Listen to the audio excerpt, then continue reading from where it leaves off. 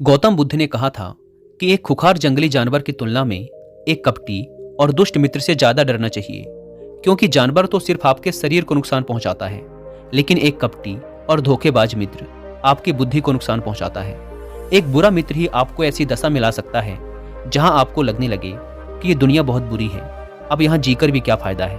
और ऐसा तब होता है जब आपके साथ विश्वासघात होता है, आपको धोखा दिया जाता है, और धोखा भी उसी व्यक्ति को मिलता है जिसने दूसरे पर अंधा विश्वास किया हो। कभी भी हम किसी पर एकदम से भरोसा नहीं करते, भरोसा धीरे धीरे बढ़ता है, लेकिन एक समय आने के बाद यह भरोसा इतना मजबूत हो जाता है कि हम उस व्यक्ति के लिए अपने आंख, कान और दिमाग सब बंद कर लेते हैं। और फिर ऐसी स्थिति में ही हमारा सबसे विश्वास पात्र व्यक्ति हमें इतना बड़ा धोखा दे देता है कि हमारा दुनिया पर से भरोसा उठ जाता है और हम हर किसी को शक नज़र से देखने लगते हैं। असल में देखा जाए तो ये दुनिया धोखे पर ही चल रही है। हम अपनी जिंदगी में कभी ना कभी, कहीं ना कहीं, किसी न किसी को धोखा देते ही रहते हैं, और दूसरे लोग भी हमें धोखा दिए जा रहे हैं। दूसरे धोखा दे तो बात समझ भी आती है, लेकिन हम तो वर्षों से खुद को ही धोखा देते आ रहे हैं। हम स्वयं को ऐसी ऐसी बातें समझा देते हैं जिससे हमें सच्चाई का सामना न करना पड़े और हम झूठी दुनिया में ही खोए रहें। धोखा या विश्वासघात दो धारी तलवार की तरह होता है। हमें लगता तो है कि हम सामने वाले को धोखा देकर उसे मूर्ख बना रहे हैं, लेकिन ये धोखे की तलवार आज जितनी गर्दन सामने वाले की काटती है, भविष्य में उतनी ही गर्दन हमारी भी कटती है।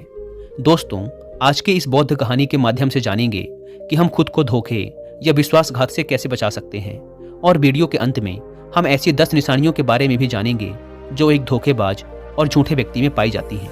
एक युवा व्यक्ति बहुत ही क्रोधित अवस्था में पहाड़ी की चोटी से कूदकर आत्महत्या करने जा रहा था। जैसे ही वह पहाड़ी के शिखर पर पहुंचा, वह जोर से चिल्लाया, यह दुनिया इतनी बुरी क्यों है? यहाँ सब इतने स्वार्थी क्यों हैं? अब मेरे जीने का कोई फायदा नहीं। उसी पहाड़ी के शिखर पर एक बौद्ध भिक्षु अपनी ध्यान साधना में लीन थे। इस युवा व्यक्ति की तेज क्रोधित आवाज को सुनकर वे ध्यान से जागे। उन्होंने देखते ही समझ लिया कि युवा व्यक्ति यहाँ आत्महत्या करने आया है।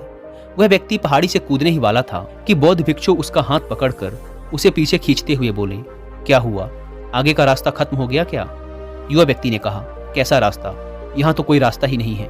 मैं तो यहाँ से कूदकर आत्महत्या करने वाला हूँ। बौद्ध भिक्षु ने कहा, मरना तो एक दिन सभी को है, लेकिन तुम्हें इतनी जल्दी क्यों है? युवा व्यक्ति ने कहा, क्योंकि ये दुनिया रहने लायक नहीं है। यहाँ सब स्वार्थी हैं, सब धोखेबाज हैं। मैंने जिस पर भी भरोसा किया, सभी ने मुझे धोखा दिया। मेरे सगे भाई ने मुझे धोखा दिया, मेरे मित्रों ने मुझे धोखा दिया, लेकिन आज तो हद ही हो गई।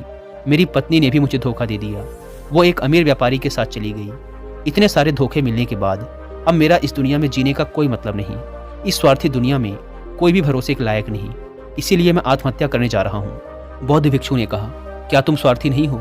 क्या तुम पर भरोसा किया जा सकता है? व्यक्ति ने कहा, मैंने आज तक किसी को धोखा नहीं दिया, किसी के साथ विश्वासघात नहीं किया।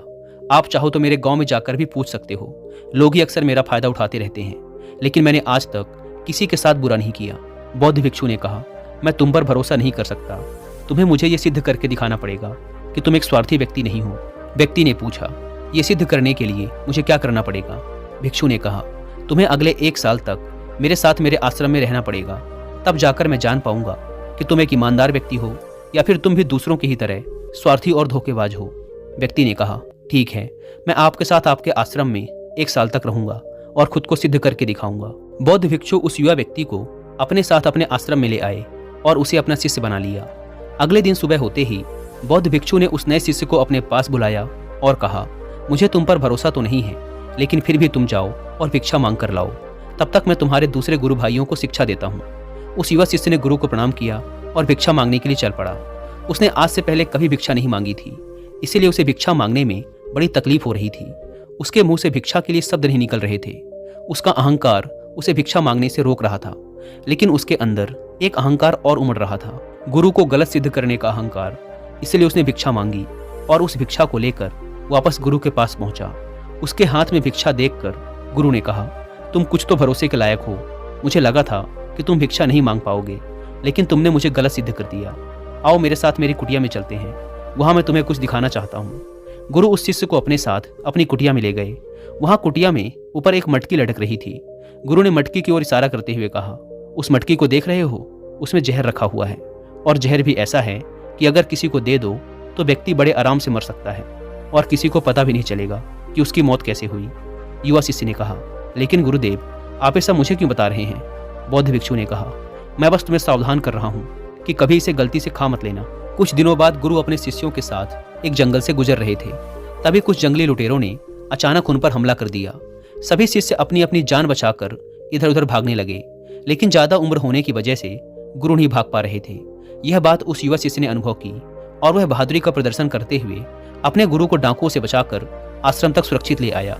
आश्रम पहुंचकर गुरु ने उस शिष्य की सभी के सामने बहुत प्रशंसा की और कहा, तुम सभी लोगों से अच्छा तो मेरा यह नया शिष्य है, जिसने अपनी जान पर खेलकर मेरी जान बचाई और मुझे सुरक्षित यहाँ तक ले आया। आज से मुझे इस पर पूरा भरोसा है। उस दिन के बाद से हर सुबह जब भी गुरु उस शिष्य से मिलते तो उससे एक बात जरूर कहते, मुझे तुम पर पूरा भरोसा है। धीरे धीरे गुरु का उस शिष्य पर भरोसा बढ़ता चला गया और वह इतना बढ़ गया कि गुरु ने एक दिन शिष्य को अपने पास बुलाया और कहा, मेरा कोई पुत्र नहीं है, लेकिन तुम मेरे पुत्र जैसे ही हो। अब मेरी उम्र हो चुकी है, मैं बूढ़ा हो गया हूँ, इसीलिए मैं चाहता हूँ कि मेरी मृत्यु के बाद इस आश्रम की बागडोर तुम अपने हाथों में ले लो। शिष्य ने कहा, गुरुदेव, अगर आपकी यही इच्छा है तो मैं आपकी खुशी के लिए ये जिम्मेदारी भी उठाऊंगा। इतना कहकर शिष्य वहां से चला गया। कुछ दिनों बाद गुरु बीमार पड़ गए तो उन्होंने आश्रम के सभी शिष्यों को बुलाकर यह घोषणा कर दी कि मेरे बाद इस आश्रम का संचालन ये युवा शिष्य करेगा। धीरे धीरे दिन बीतने लगे और उस युवा शिष्य के मन की बेचैनी बढ़ने लगी। वो जल्द से जल्द आश्रम को अपने कब्जे में लेना चाहता था। वो हर सुबह गुरु के पास जाकर यही देखता कि गुरु के स्वास्थ्य में कोई प्रभाव पड़ा या नहीं, लेकिन गुरु का स्वास्थ्य तो दिन प्रतिदिन अच्छा होता जा रहा था। अब तो उसके सब्र का बाण भी टूटने लगा। उसके रातों की नींद चली गई। वह हर समय यही सोचता रहता कि कैसे गुरु को रास्ते से हटाया जाए और किसी को पता भी न चले। कभी वह सोचता कि गुरु को नदी में धक्का दे देता हूँ, लेकिन अगले ही पल उसे ख्याल आया कि गुरु तो अच्छे तैराक हैं, वो तैरकर बाहर आ जाएंगे। फिर कभी सोचता कि गुरु को गला दबाकर मार देता हूँ, सब जानते हैं कि मैं गुरु का भरोसेमंद हूँ, इसलिए मुझ पर किसी को शक भी नहीं होगा। लेकिन फिर वह सोचता कि अगर थोड़ी सी भी चूक हुई तो इससे बात बिगड़ भी सकती है। मुझे कोई ऐसा तरीका ढूंढना होगा जिसमें गुरु की मौत भी हो जाए और सभी को यही लगे कि यह एक स्वाभाविक मृत्यु थी और भगवान को यही मंजूर था।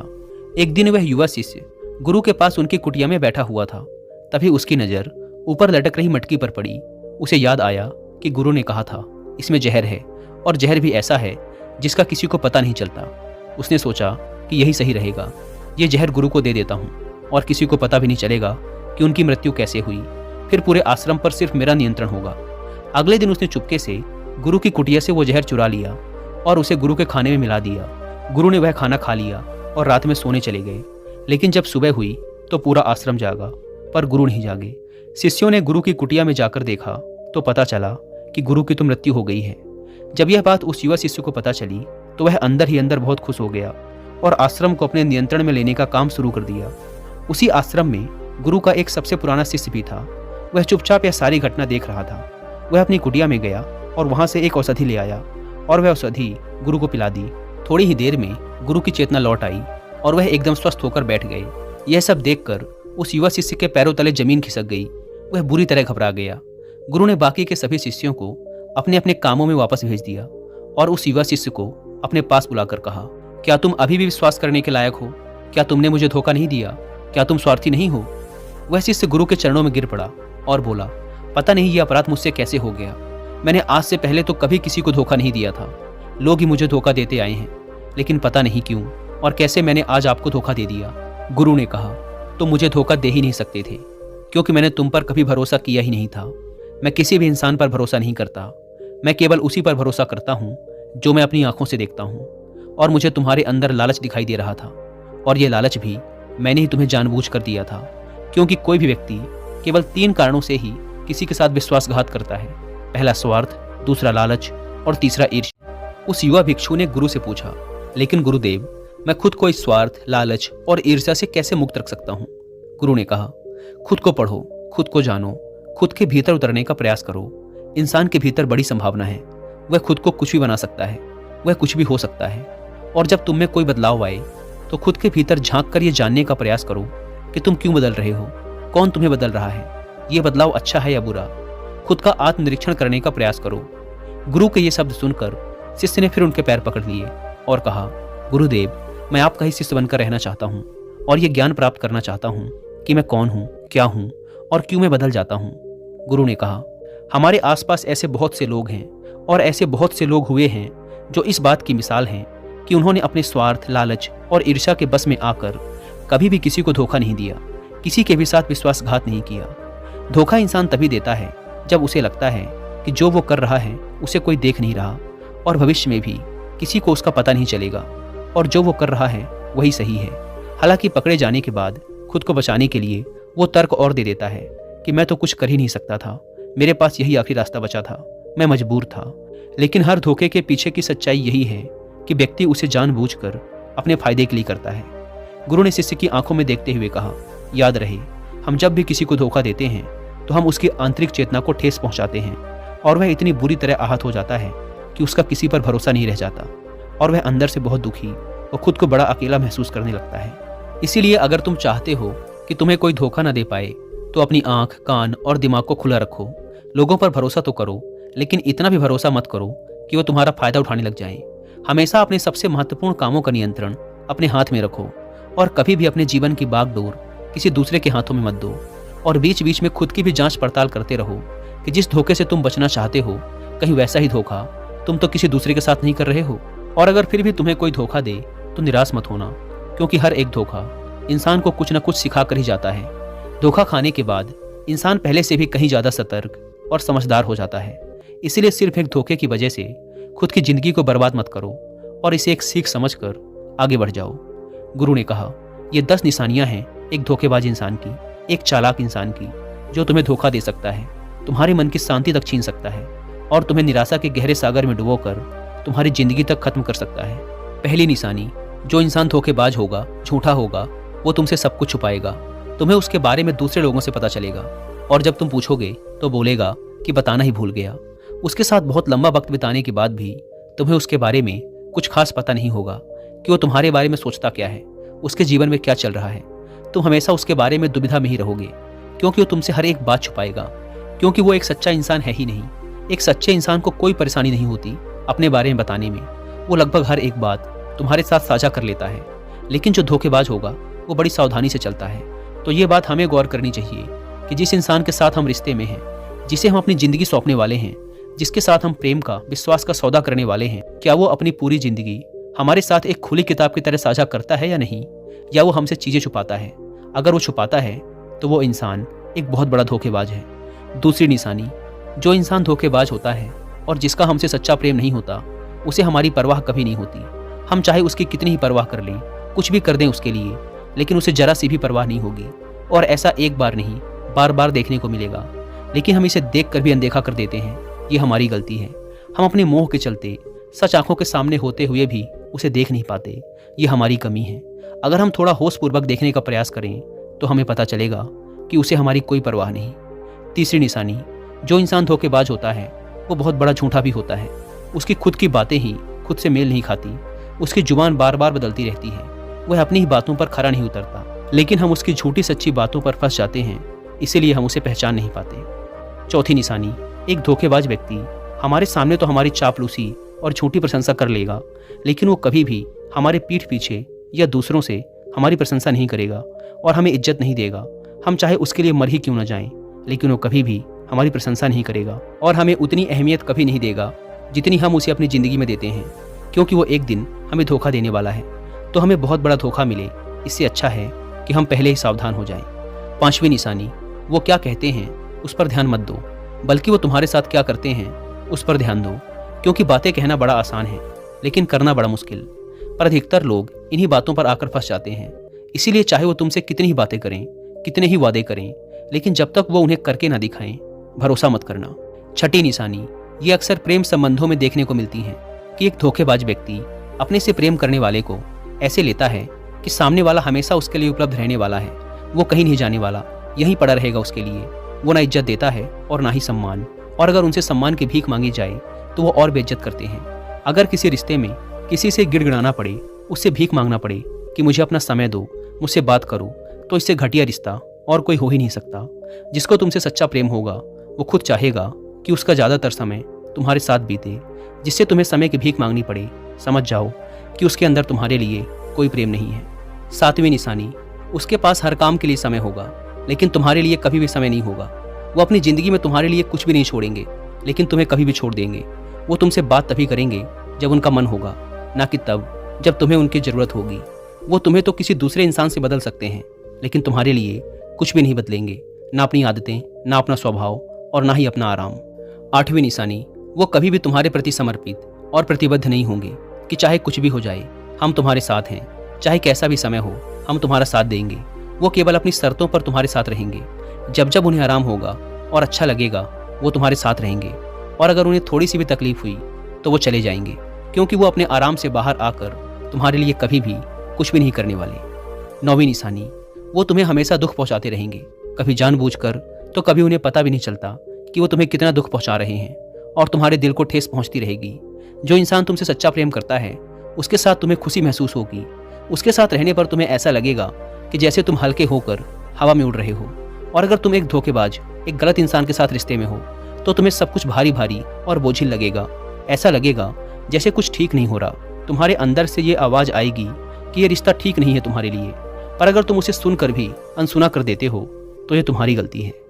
10वीं निशानी, तुम उनकी ज़िंदगी में कहीं नहीं होते, कोई विशेष जगह नहीं होती तुम्हारी उनकी ज़िंदगी में। वो जब चाहें बड़ी आसानी से तुम्हें अपनी ज़िंदगी से निकाल बाहर कर सकते हैं, और उन्हें कोई फ़र्क भी नहीं पड़ेगा। अगर तुम्हें भरोसा नहीं और सच्चाई जाननी है उनकी, तो कुछ दिनों के लिए उनकी ज़िंदगी से गायब हो जाओ।